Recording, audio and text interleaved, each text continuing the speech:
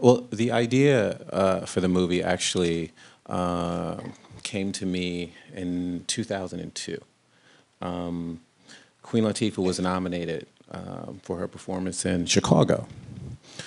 And that night, she showed up on the red carpet in a powder blue satin suit. And she was beautiful. And me and my friends were watching the show because she was nominated.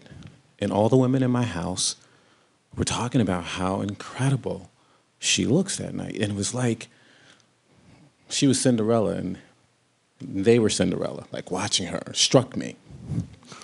And one of the women said, Mike, you have to do a romantic comedy with Queen Latifah as the lead.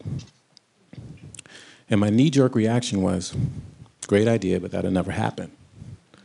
Because Hollywood doesn't make love stories with women who are physically like Queen Latifah in the lead. You just don't do it. Well, later that night, I couldn't stop thinking about this.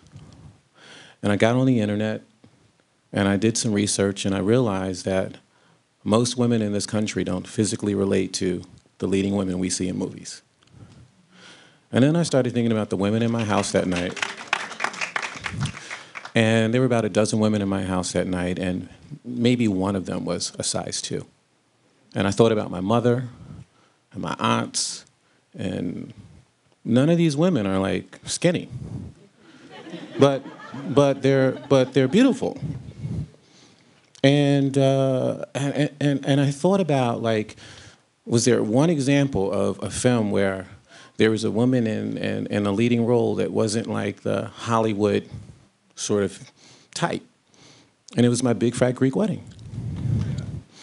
And I thought about what was it about that movie that, like, you know, that made audiences around the world just respond to it the way it was. And I thought about Tom Hanks and Rita and being involved in this project and trying to get it made with Nia Vardalos in the lead. And obviously they made that film as an independent, and it was probably because they couldn't sell it with Nia Vardalos as the lead to the studios.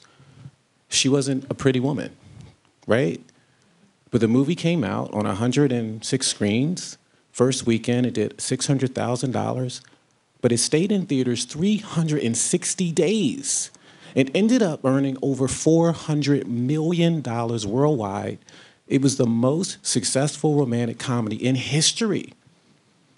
And I thought, this is the time to create a love story where a woman that represents most women gets the guy without changing. There's no dieting in this movie.